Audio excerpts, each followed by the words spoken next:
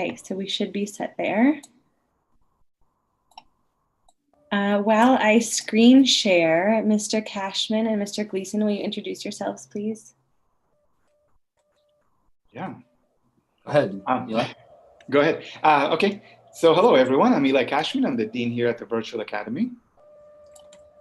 Good afternoon. Feels like evening. It's a little dark outside. I'm Ryan Gleason and Director of Education and Leadership for LVUSD, and excited to be here. Although I'm having a little bit Moji FOMO looking at this. Like Eli's got some donuts there. Yeah, we have to give a shout out and credit to Principal Liberty Logan at Sumac, who created this really neat coffee and conversations template and shared it with us. So credit to her. Nice to be here with you all. I'm Ashley Winter and I coordinate our Virtual Academy program. So we are here with you for a quick community update to share with you what we know, some important messaging from our teachers, and just to connect and answer any questions that you may have. So our agenda is small but mighty. We'll talk about academic honesty and our philosophy in terms of a teach first model, and then share with you updates around Virtual Academy Elementary School. So Mr. Cashman and I had an opportunity to meet with our staff this week. And one of the things that they shared, and I shared this in our a secondary meeting as well. One of the things that they shared was just a reminder of the importance of academic honesty. The messaging is different for our little learners though, and it really is about persistence and grit, and the reminder that teachers are so excited to grow with our kiddos. And so as long as parents, we're helping them complete their work, our teachers aren't able to really have a strong understanding of their learners. So of course, being there and being a guide and a support is what we want, and that partnership and learning is what we want. But the grappling is also really important. So if you see your students struggling appropriately, that's okay. Let them struggle a little. It's okay for them to get an answer wrong, or it's okay for them to say to the teacher, I didn't answer this because I don't know. That's really great information for our teachers to be able to help them find those next steps and develop the confidence around the I don't knows. And so just a friendly reminder about that. And then in terms of our teach first model, we really do want to teach first instead of discipline first. And so the philosophy there, and this is pretty district-wide in terms of leading with empathy and growth mindset, is to help students of all ages learn from their mistakes. And mistakes are meant to be made so that we can learn from them and grow from them. So that's just a reminder for parents. This is a really hard time for everybody, students included.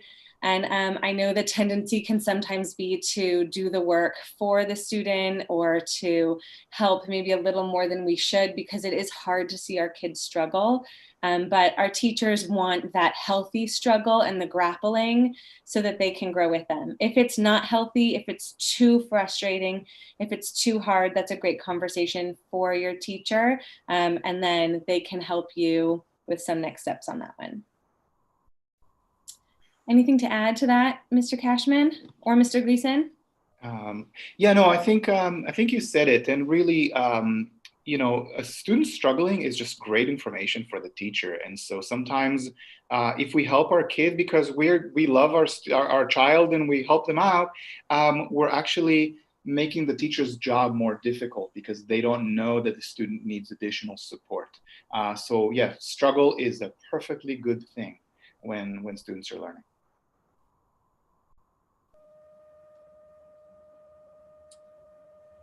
Ashley, it looks like you might be muted. Yes, and you're doing what I did 7 times yesterday. I think we all do it, thanks. I was just gonna say, let's transition to VA Elementary School and some updates around that. Mr. Gleason, do you wanna start?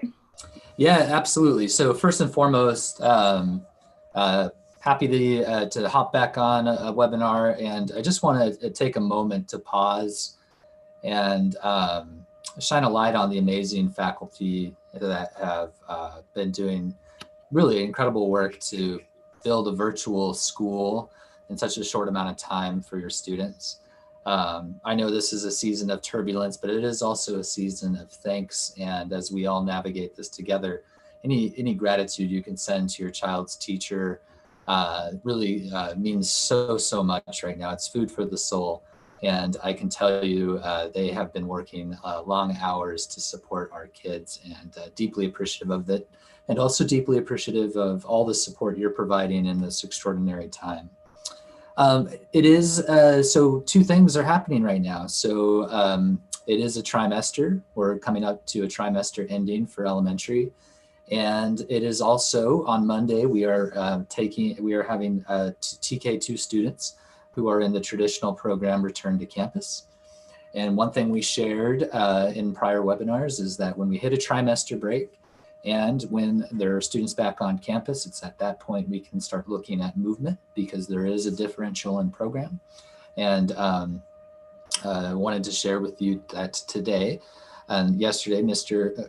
Cashman, Ms. Winter, our team here has started to make those movements from families who requested both onto campus, but more so we have a number of families who are now requesting the virtual academy. And so it's exciting to welcome new families back.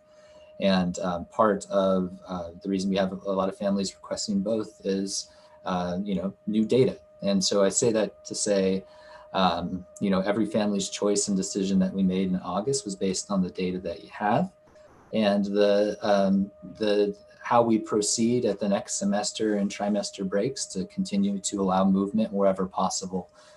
We most certainly will. But of course, it all will depend on how this unfolds, and we appreciate your flexibility through all of that. Can I throw 4 other small commercials out there, Ashley? Yeah, absolutely. All right, so just want to remind you that counseling support exists not only through your school site counselor.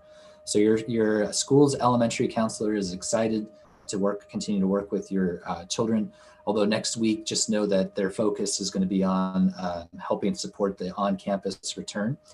But in the meantime, as in addition to your counseling, the school site counselor, there is the counseling center counselors. We have confidential appointments available. You can meet with our team and develop relationships with your child if you feel like there is an extended need, and you can set up those appointments at community360.me. But also there, we know, parents are also navigating their own challenges. So you'll find there other resources like parent book clubs, and also and events like one coming up with Julie Lithcott-Hames. And then finally, if you don't know this already, just always worth pointing out, if your students are in need of extra support, we have free tutoring provided by our high school students for K-5 students, and also activities that are putting a lot of smiles on kids' faces. So take advantage of those opportunities and continue to engage in putting self-care as a priority as much as you can for your family and your child. I also will link all of the resources to those in our messages to families, as we usually do. And I also just want to make mention of, Mr. Gleason started to talk about this as well. When we built Virtual Academy at the beginning of the school year, it was in response to the community's need. And of course, we keep shifting toward that need. But administratively, we put the program together, and then we handed it over to teachers, to IAs, to intervention specialists, to our tech team, to counselors. And they are really what made the magic happen, and are really what makes Virtual Academy a thriving program. So just one more shout out to them, because we're here behind the scenes as cheerleaders and supporters, but they're really on the front lines working with students and with other staff members. And so we just have so much gratitude for them for that. Those are sort of our quick hits and updates. I know that there are people joining us. If you have questions, feel free to type them into the chat box. I sent you the link for this very late in the day. For that, I apologize.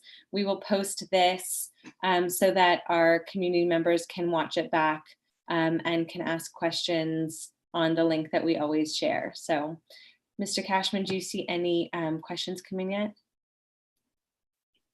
I just saw one question about, and I'm not sure I understand it entirely, if we're going to be adding more in-person students to the virtual academy. So I think. No, we are, so I can answer that question, Mr. Cashman. So we're not adjusting the numbers of the existing classes. We're repositioning staff to allow for that movement. And I just want to also just chime in and shine some light on Ms. Winter and Mr. Cashman, who have spent the day making hundreds of calls and rescheduling within a couple days time. So if you're wondering, like, why did that webinar link come at 3:45?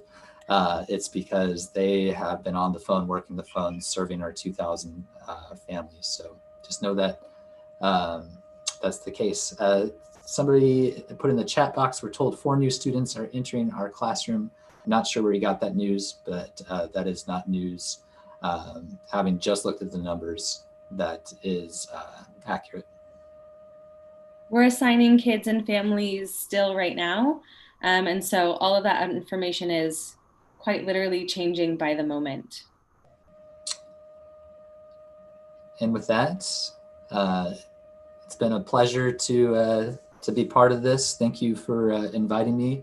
And I'm hopeful, Ashley, Eli, that I can get a Bitmoji on here one of these days, but I know I have to earn it. Yeah, there's some magic things that need to happen in order to get onto this slide deck. So thanks for being here. Families, thank you for being here. We will post this and hopefully see you soon. We'll send out the links that Mr. Gleason was referring to all of those resources and our next Coffee and Conversations date as well. Take care. Be well, everybody. Have a great, safe night. Good night.